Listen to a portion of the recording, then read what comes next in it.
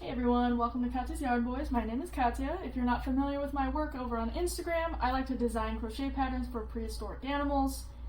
Now generally, I'm known to make a dinosaur or two, or even something dinosaur adjacent like this Dimetrodon here, but generally speaking, I like to get weird with it. How about a Dunkleosteus? That's pretty fun, right? Or your ancestor and mine, Tiktaalik from the Devonian period. Or we can go even further back in time with the Gyrocassus from the Ordovician period. I make all kinds of stuff. And I even just published a book a couple weeks ago about the Cambrian period. It's 11 different patterns. If you know if that's your thing, link in description, whatever. So I've been wanting to make this video for a while now, and I figured today is the day I just get over that camera shyness and just go for it. So I get asked all the time about my creative process and how I design my animals, so I figured why not just make a video about it? I'll go through the whole process. So I figured I'd make my first one about an animal that a lot of you paleo nerds have probably heard of before. It's the Quetzalcoatlus. It's, as far as I know, I'll fact check it later, the biggest pterosaur that we know of. You know, it walked around on his little hands, was about as tall as a giraffe. Pretty cool little guy. I'll put a picture here if you've never seen it before. But the other day I designed this little friend. This kind of looks dirty, maybe I should cover that. This is Nathan, my little Endurognathus, and I just thought he was so much fun to make. I had a lot of fun making these little wing membranes. And look at his little face! Look at that little guy! I love him. So, I wanted to do another thing with wings, because this is actually the first thing I've ever made with proper wings. So, I thought a Quetzalcoatlus would be fun. So I always start out by making a PowerPoint slideshow full of reference photos that I can easily flip through to get all the different angles. And now I've already gone ahead and made one of these ahead of time, but I usually just peruse Google Images and copy and paste them into here. And I like to make sure that I get all kinds of different poses and angles, some close-ups of its face, different body parts. And in the case of something with wings like this, I like to make sure I've got a picture of it with the wings spread out, and then as well as one where he's just standing normally, because I like to make sure that my winged animals can go through both poses. So that's pretty much it there. Sometimes, if there's a lot of discrepancy in different paleo art, I'll get a picture of the fossil, just to see the actual structure, because some, including myself, a lot of paleo artists like to get a little creative and go off script a little bit. So, you know, I try to get the most accurate references.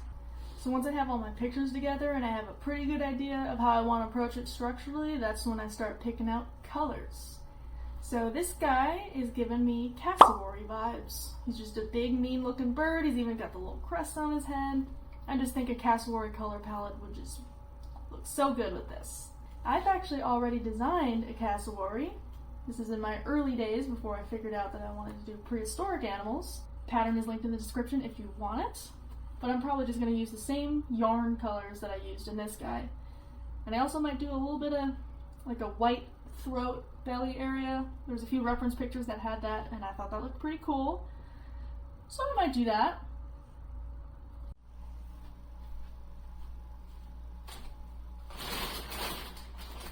You thought I had a nice aesthetic yarn wall, didn't you? Fools. That looks good.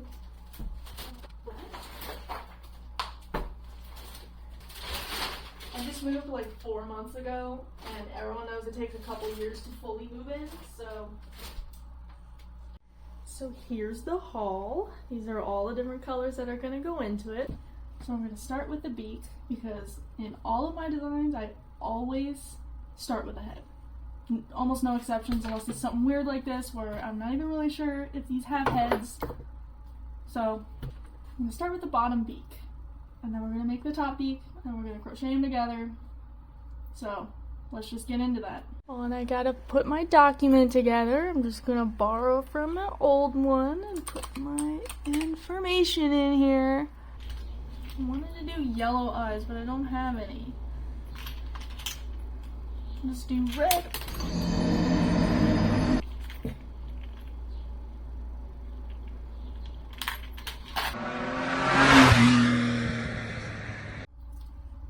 Break. Alright, it's the next day. I lost steam yesterday and just had to take a break. I realized I don't really like this.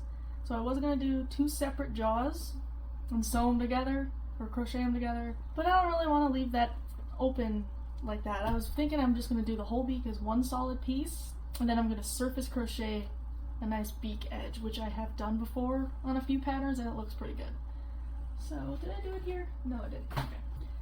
So I'm going to try that again and I'll get back to you. Alright, I think I like this a lot better. You know, I did a little color work and then it's all one piece instead of an open mouth. So now I'm going to make a little beak edge with some surface crochet and I'll show you how I do that. Alright, so I have folded the beak piece right along that edge where the colors change, and I'm just going to work down the side using surface crochet, and I'm just working around the posts of each stitch from each round. And once I get to the other side, you will see it gives it a perfect little beak edge. And you want to keep it folded when you do stuff like this because it's very easy with surface crochet for things to get a little twisted and messed up. A lot of times I like to make the bases of pieces like this all in front loops because it keeps the stitches from, you know, twisting over time, and it makes surface crochet much easier. But with something like this, it wasn't a huge deal, so I just crocheted normally. So I just gotta go all the way down till I hit that tip. And then once I am at the tip, I'll just do maybe 3 stitches. We'll see, maybe 4. Yeah, let's do a 4th one. There's 4 stitches in that tip, so it curves around nice, and then just continue back up that other side.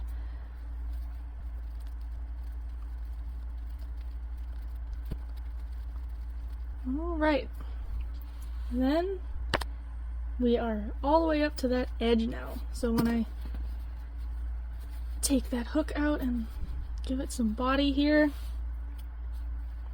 give it a little twist so it looks straight, but look at that. Gives it a nice little beak edge, and then you just keep crocheting around like that. So the next step is going to be to make that head part right here, and that's going to start curving down into the neck. And I also, in the next round or two, I'm going to add in some blue.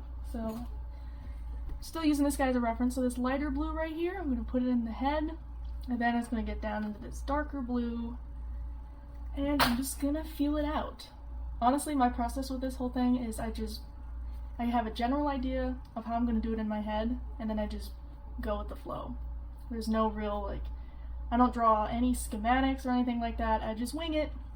That's kind of my process, so we'll see where this goes. I'm probably going to use some short rows, and then this little technique I learned from amigurumi, I call it drop down single crochet and slip stitches, which helps curve it, and I'll explain that later just to give you an idea. So alright, so I'm just going to do a little explanation on what this drop down stitch thing is. So again, I learned this from amigurumi, so credit to her. So you start with some slip stitches. I like to do about 1/3 of the round count. So if you have 24 stitches in a round, you're going to do 8.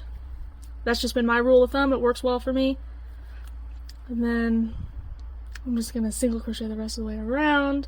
Alright, so I have returned to those slip stitches. So what we're going to do, I'm going to be doing a drop down slip stitch next. And the more rounds of drop down slip stitch you do, the more dramatic the curving gets over time. And I want a fairly dramatic curve, so I'm going to do around a drop down slip stitch and then around a drop down single crochet. So the reason I call it drop down was because you drop down to the stitches beneath that first thing of slip stitches. You're not going to work directly into those. So you just slip stitch in there. And you really want to make sure you're using a stitch marker, because over time it does get very difficult to see where the stitches begin and end. So, oops. Oh goodness, okay. So that is around a drop down slip stitches, and then I'm going to cycle back one more time and show you drop down single crochet.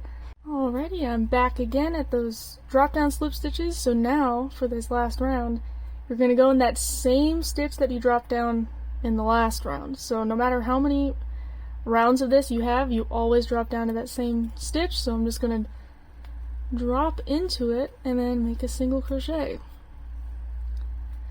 It's a little tricky the thicker this gets, but This isn't too bad.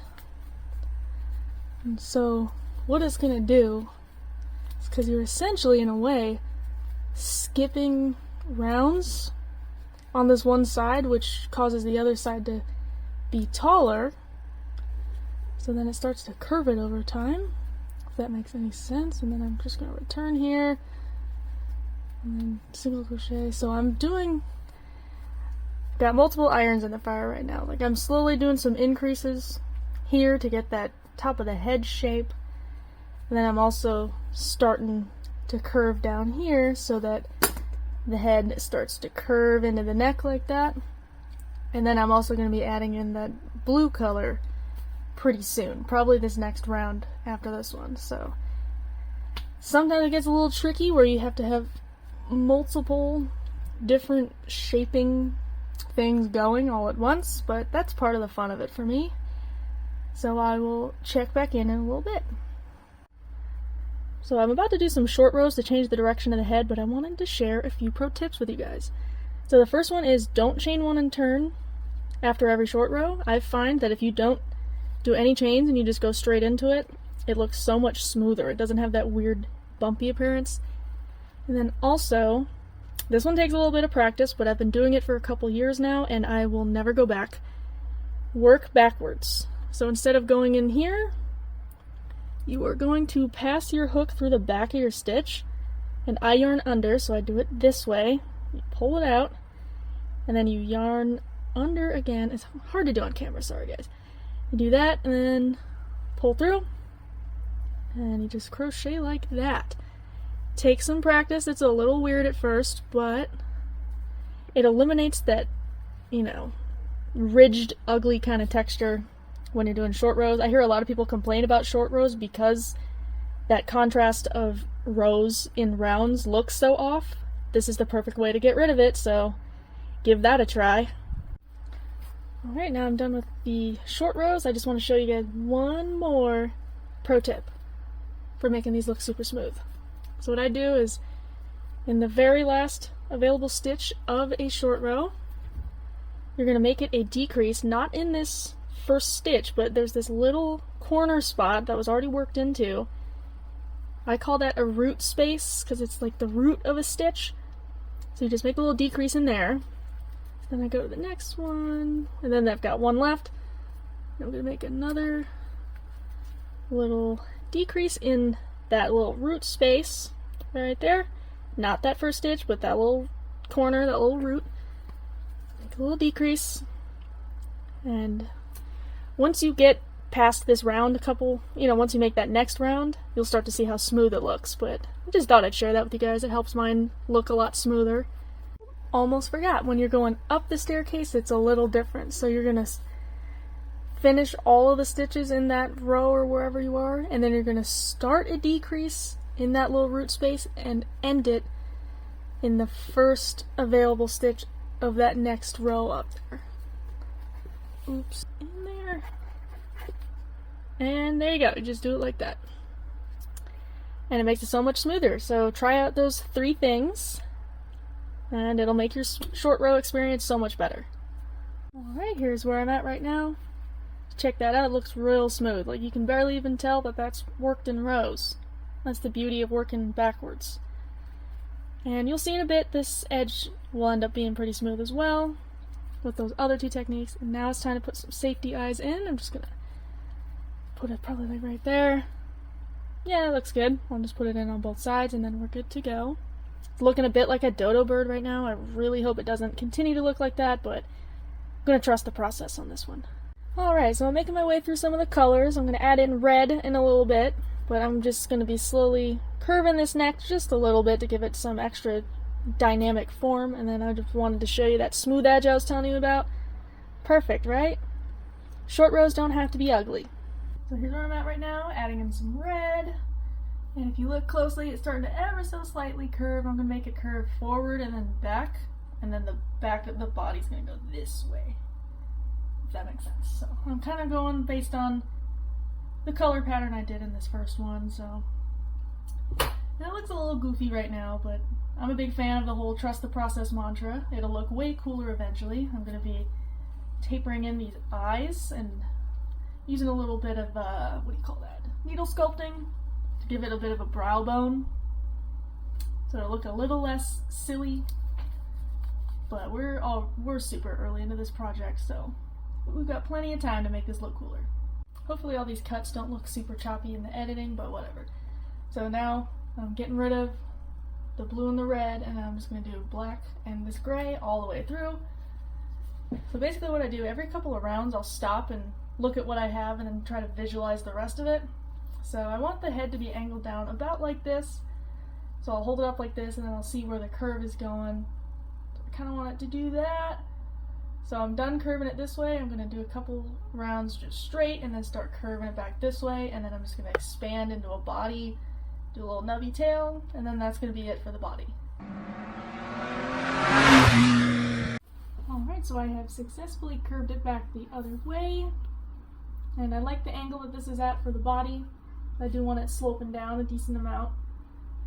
So I'm going to expand this out quite a bit, give it a good body size, and then we're just going to give it some length here, make a little nubby tail just like I did on this gentleman right here.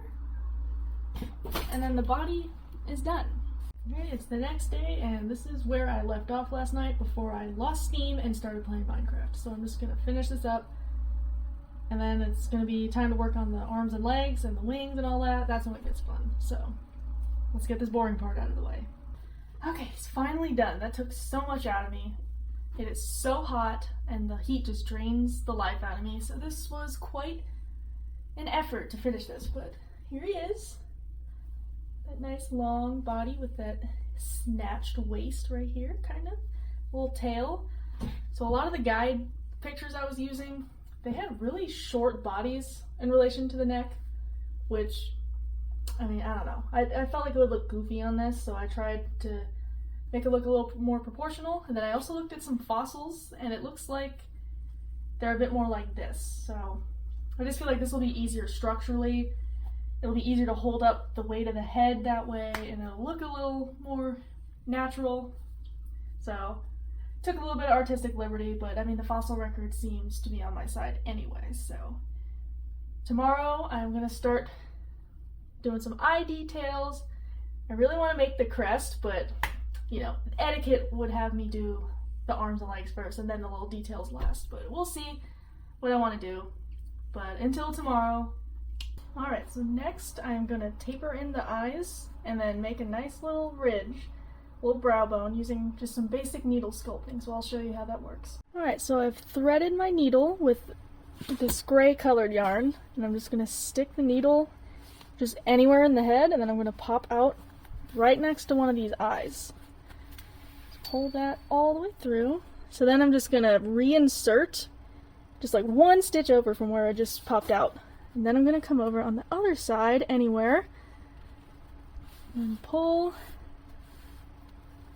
and then just pull a little bit. You can see the eye is already kind of sucking in a little bit. Then I'm going to reinsert one stitch over. Then I'm going to come out, you know, maybe on like kind of on the opposite side of where I initially came out that first time. You know, even just after one pass on each side, you can already kind of tighten it and pull it in. So I'm just going to do that maybe a couple more times just to stabilize it. And you don't want to pull super hard. You don't want it to be super pronounced. Oops, I should have done that on the other side. Hold on. There we go. That'll balance it out better. Let me get that out of here. Okay. Oh man. Oh man. Okay, hold on. There we go. Realistically, you just want to be able to go on both sides, you know, top and bottom maybe, just once. Just pull it nice and snug. You see how that's kind of recessed in a little bit? That'll make it look a little more realistic, and it'll also help us make this brow bone here.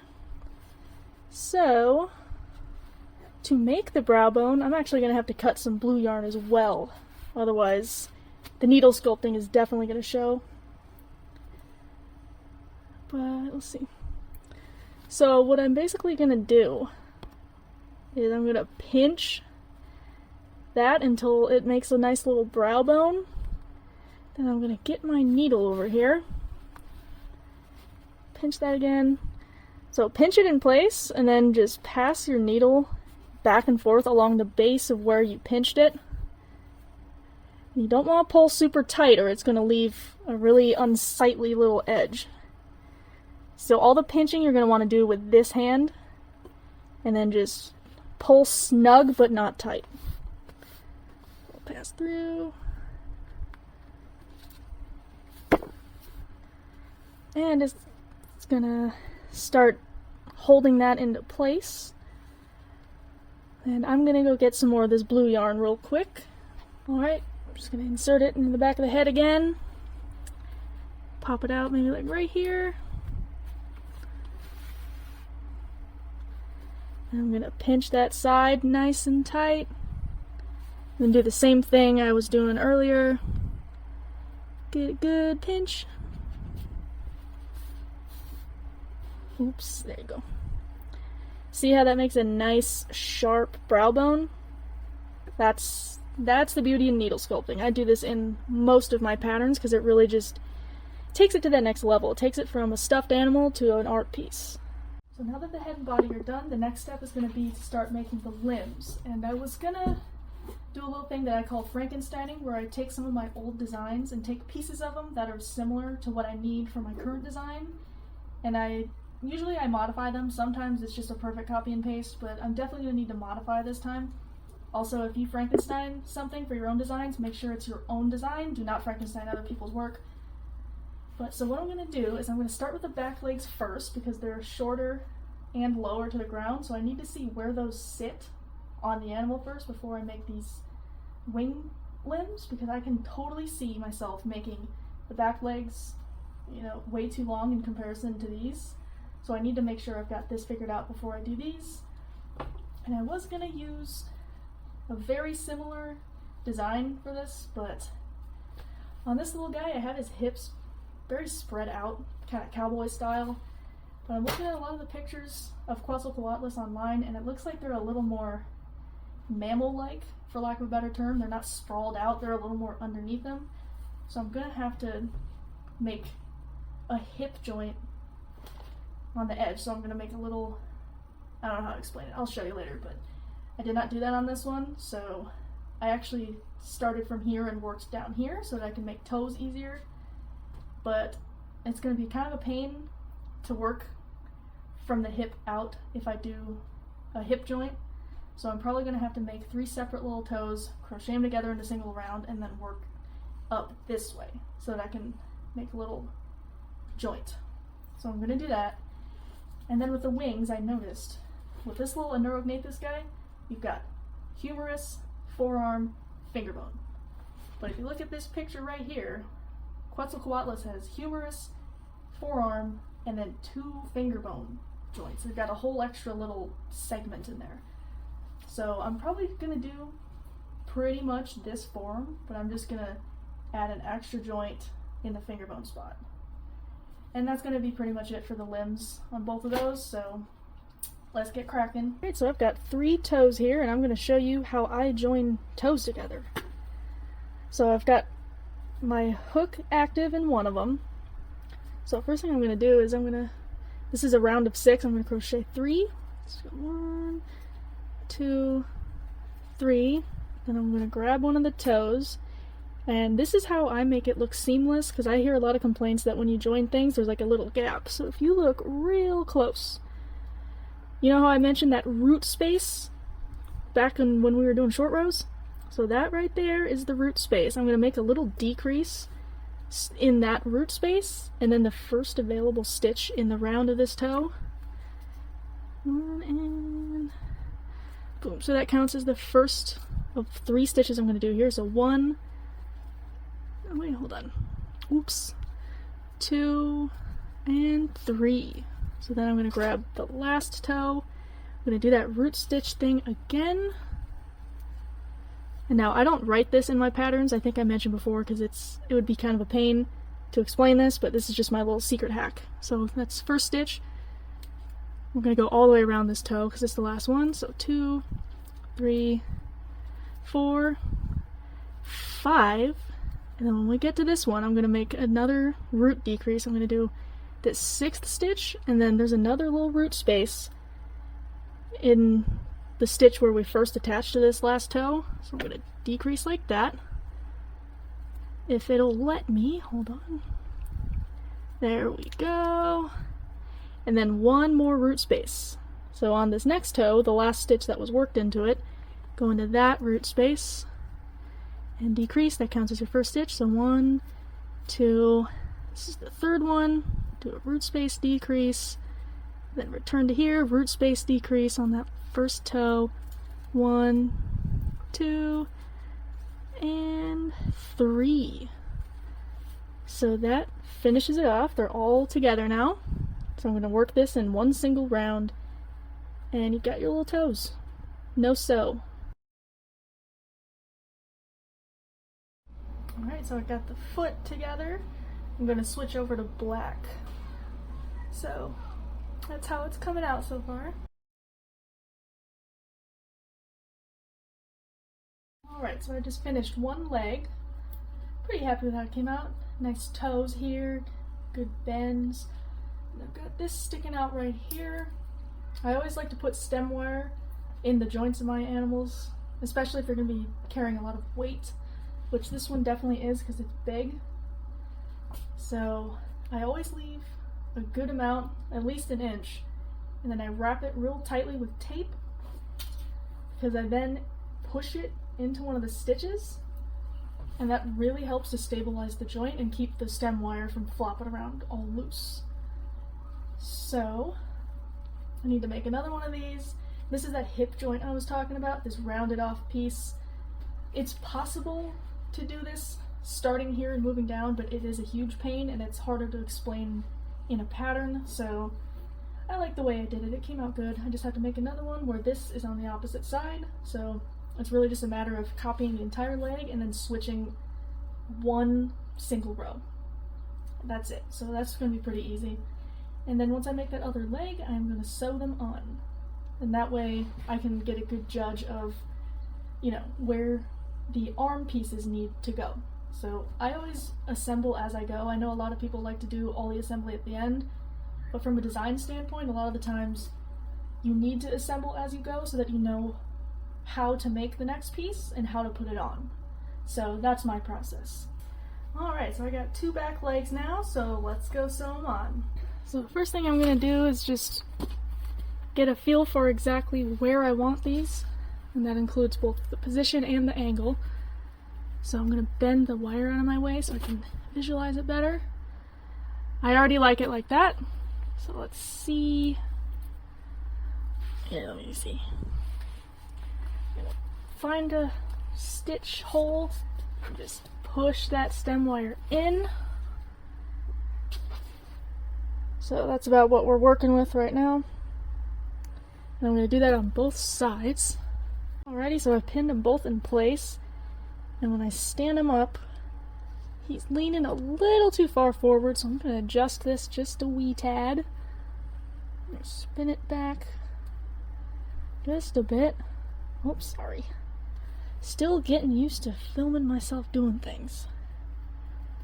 Let's move that. Just so that when he stands, he's a little upright. Whoops. The illusion is broken. You can see that I'm working with a light box. Okay, so that's a little better. Let's pin that in place. Make sure they're both angled the same way. Alright. So that's about what I'm working with. He just leans forward. I just call that maybe a 45-degree angle. Whenever I write this down in a pattern, I usually just say, I'm just like, you know what, just look at the picture. I explain it the best I can, but at the end of the day, just, you know, the picture will explain it better than any words can. So I'm going to sew these on, and then I'm going to explain it in the pattern, and then it's time for the arms. It's currently 6 a.m. I'm waiting for my Lyft driver for the airport. I'm gonna go visit my family in California for a week, but before I do that, just wanted to update you on this little guy. Look at his legs. I love how they came out so far. Little feetsies. I've got stem wire in here. I went a little longer with the stem wire than I normally do, and this feels so solid. So excited about that. He's a silly little guy so far. Can't wait to make the wings. That's gonna be so fun. This membrane part is just so much fun to make, so we'll see how that goes when I come back. For you guys it'll be instantaneous, for me it's gonna be a week, so I'll see you then. Oh, baby Snow! Oh, this! Oh my goodness, hi, Chloe! He's just eating one. He's so cute. Alright, I'm back from like a 3-week hiatus. I went on vacation and then I got stuck in Denver for a weekend on a layover, and that just killed my will to crochet for like 2 weeks. So we're back, and what I'm gonna do next, I'm gonna do the arm part. So I'm gonna start with the finger all the way down and then the 3 joints that I mentioned earlier. And then I'm just gonna reverse that for the other side. Alright, so I just finished up the arms. Pretty happy with how they turned out. Got that little extra joint I was telling you about, and I've got a bunch of extra wires sticking out here. Just in case anyone's curious what I'm using, I am using galvanized steel wire, 16 gauge. And the reason I'm using this instead of the typical stem wire, let's see where mine is. So, tinfoil hat time. I have a sneaking suspicion that, as you know, most things in general are becoming lower quality and more expensive at the same time. I'm convinced that the manufacturers allegedly are cheaping out on their stem wire now. I have been using this same brand of stem wire for years. I have never had problems with it breaking. I was able to bend it a million times and it didn't do anything. So now, my poor dear little son Nathan, I used this stem wire in here, and since this is a very movement heavy project, meaning I can go from flying position to his crouched bent wing position, there's a lot of movement involved, so I need something that's going to be sturdy. I used that wire that I had never had a problem with in the past, and I had moved it from those 2 positions maybe 4 or 5 times, and it snapped. So I had to do an emergency little procedure and, you know, finagle some more in here to try to strengthen his joint, but his wing is just floppy, and you know, you can't really pose him very well anymore, so a little annoyed about that. But my buddy on Instagram, Vera, recommended this to me, and it's been great so far. I haven't had any issues with it, but it's strong, it holds its position well, which is good because it's going to need to be able to hold up the weight of this creature. And I'm not particularly worried about this snapping either. It's going to take quite a bit to get this to probably snap. So what I'm going to do, on top of, you know, using this different wire is, so here's what it looks like. I haven't sewn this on yet, but that's the general image here. So I left enough wire so that it's going to stick out on both sides, and what I'm going to do is wherever those overlap with each other, I'm going to tape them really tight together and then push them in. That way the wire goes completely through the body, and it really strengthens that joint, prevents the wire from moving around, especially because this stuff is a little sharper than the usual stuff. So that's going to be a little experimental. It'll be a little hard to write that down in the pattern, but I'll figure it out. And then once that's done, I just have to make wing membranes. And then I also made his little head crest. It's going to fit on like that. There were quite a few different references of shape, and I just decided to get creative with it and do it Cassowary style, like this guy. I think it turned out pretty cool. So I'm just going to have to sew that on, sew the wings on, and then start designing the wing membranes, and then this guy is pretty much done. Right, you know what? I'm going to show the process of this anyway, because it's going to get a little complicated, and I think it would be nice to have this on camera. So these little pins right here are going to be where my wire is going to enter and exit on each side. So here's my strategy. So, oops. I just took that out without even really paying attention. Okay. So, I'm going to insert. I'm going to make sure this comes out because I already had it inserted earlier because I was testing it to see where I wanted it to sit, because I need to make sure that wherever this sits, it's going to be able to hold up the head enough that it's not super droopy. I mean, his neck is a little droopy. I'm a little annoyed about that, but I mean, it does angle downward quite a bit in a lot of the pictures I was looking at, but I might actually move this down just a wee tad so that it can better hold his head up. Try to get that approximately at the same level. I'm still learning how to do things on camera. Forgive me, everyone. Alright, so see how that's coming out on that side? So, let's see. Hold him like this. I think he could stand pretty well like that. Alright, so I've got it coming out on this side. So then what I'm going to do, I really need to trim this. I was being overly paranoid trying to make sure it all worked out right, so we just trim right here. It's always good to have too much because you can always trim it. Not having enough is pretty rough, especially when you're doing a project like this where you really need your wire to be strong. You don't want to have to tape stuff together. Oh Lord, I just did it again. I'm so silly. That looks about right.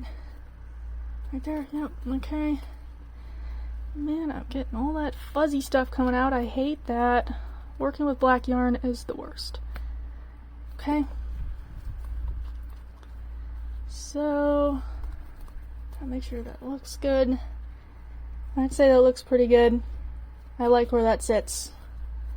Alright, and it's pretty balanced. So what I'm going to do is I'm going to insert this other one where the first one came out, and then exit it where it first entered.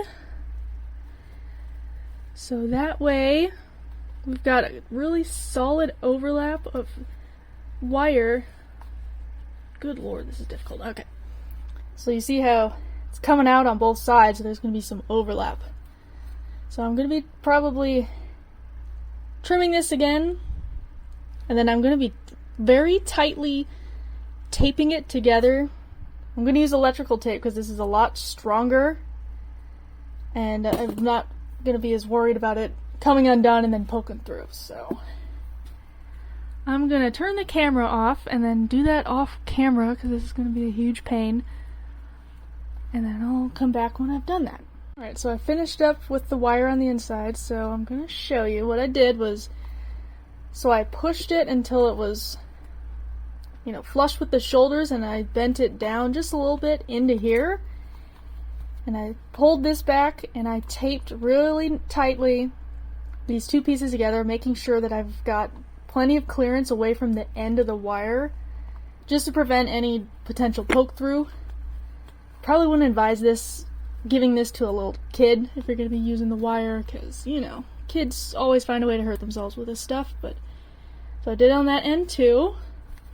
So now, you know, the arms are secure. I just have to sew them on, and I will probably link this video in the pattern. So if you're from the future and you bought my pattern, hi, thank you for buying my pattern. I hope this is helpful, because this stage, it's a little tricky to explain in writing.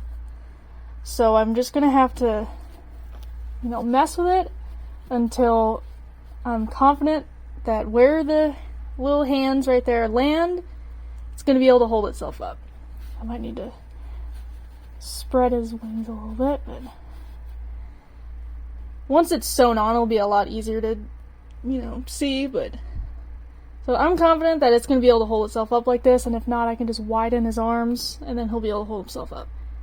Like, even like that, he's already standing on his own, and then it's only going to get stronger once that shoulder joint is secure. So I'm going to sew those on, and I'll come right back. Alright, so here's the final results of it being sewn on. Thankfully, because of the wire in here, I was able to make little bends here and there to get it to sit exactly how I wanted it. So, satisfied with that. Now I just gotta make the wing membrane. I do have this ready to go, but it just feels like something that needs to be added on at the very end. It would just seem kind of weird and out of order for me to sew that on now. So I'm going to do the wing membranes, and I'm going to do, definitely not using black because I want it to stand out a little bit, but not too much. I'm thinking this color for the wings. I'm not really sure. Or maybe even this charcoal gray. I don't know. I'll figure it out.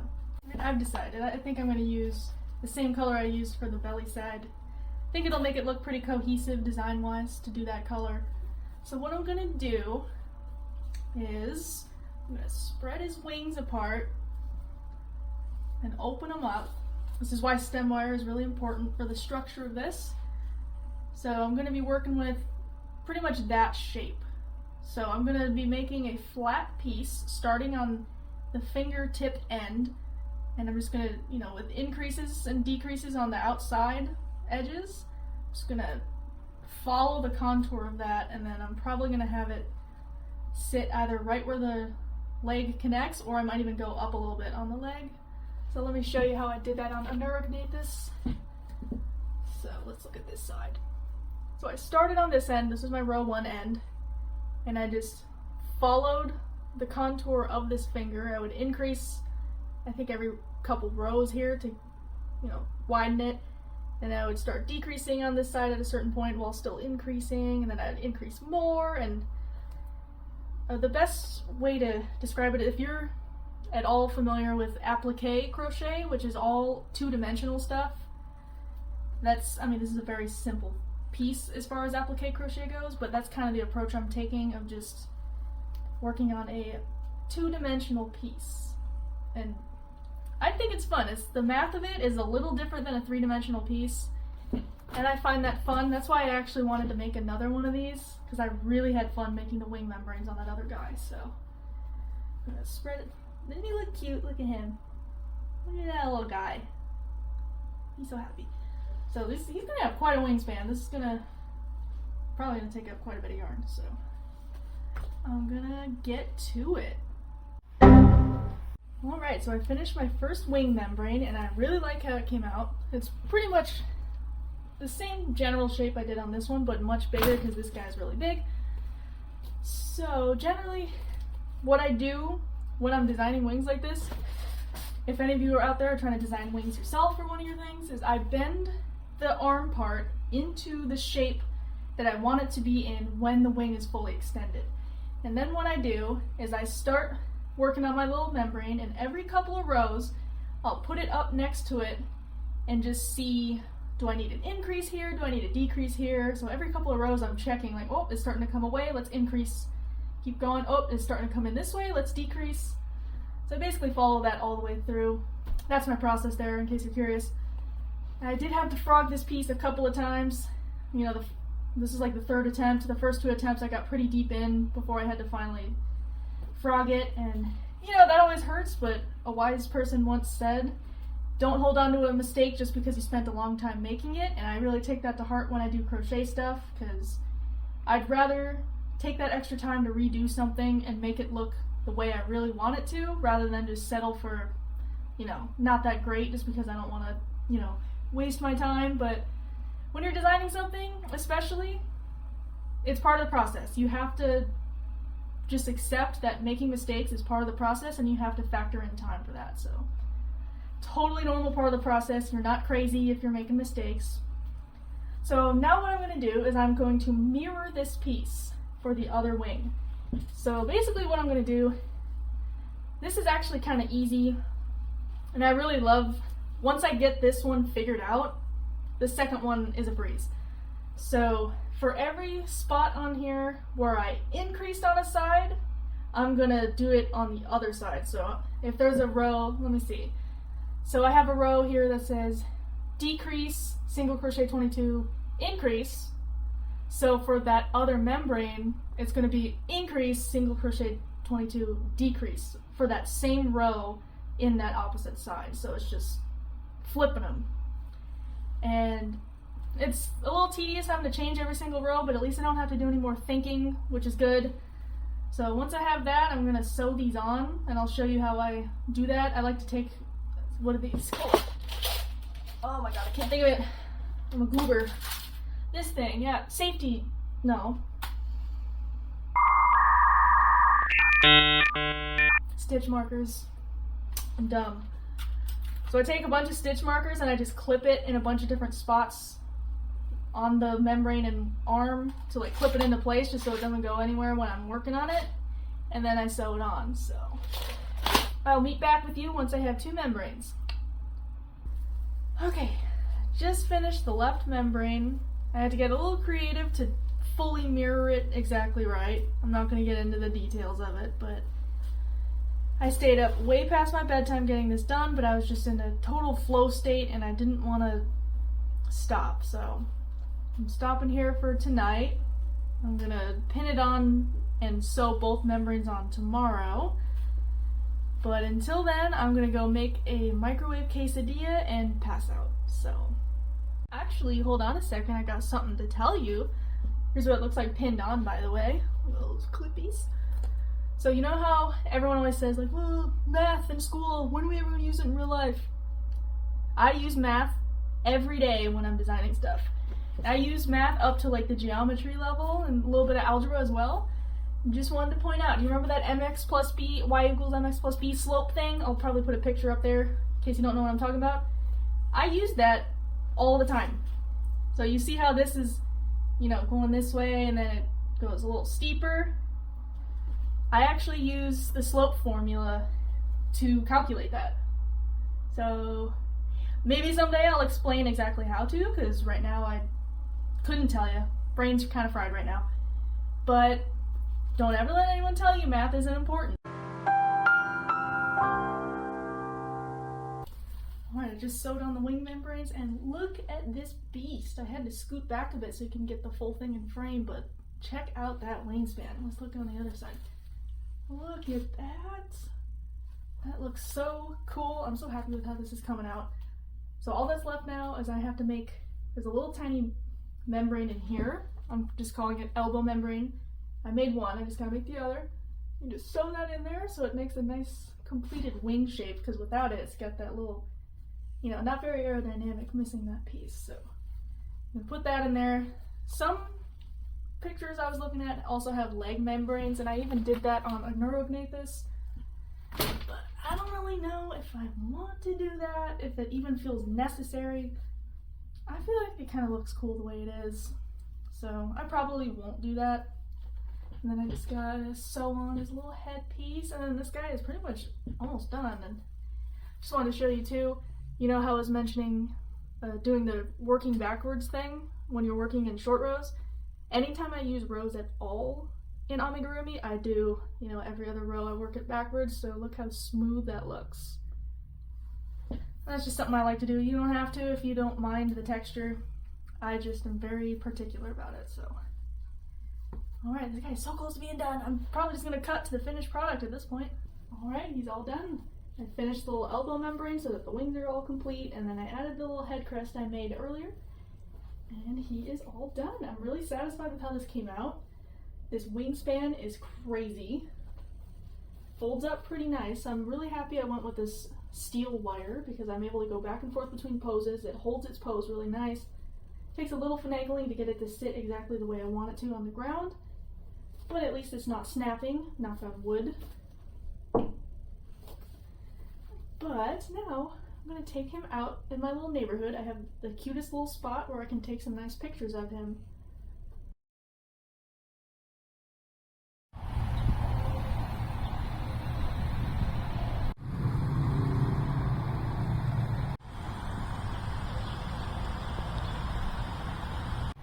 A little shot of him in the tree. I know they don't live in trees. Don't come for me. It's just cute, okay? Man, it was hot and humid out there. I had to shower the moment I got home. So, anyway, that is my process from start to finish on how I design my animals. And now we have a lovely little Quetzalcoatlus to add to my ever-growing collection of crocheted prehistoric animals. If you like this guy and any of the guys I showed you in this video, be sure to check the link in the description to find my Etsy and Ravelry pages where you'll find all of my patterns that have been tested and are ready to go. If you want to be part of my tester groups, you can follow me on Instagram, which is also linked in the description. And I do tester calls every Tuesday because I design so many animals. So be sure to apply to those if you want to be part of that. If you like this video, leave a like and then comment if there's an animal you'd like to see, if there's a type of video you'd like to see from me. You know, I'm thinking maybe I could do some kind of tutorials or commentary on different aspects of the crochet world. Just if you have any ideas like that, please let me know in the comments. And of course, subscribe so that you will be updated when I do upload something else. So until then, I don't have an outro phrase, so bye.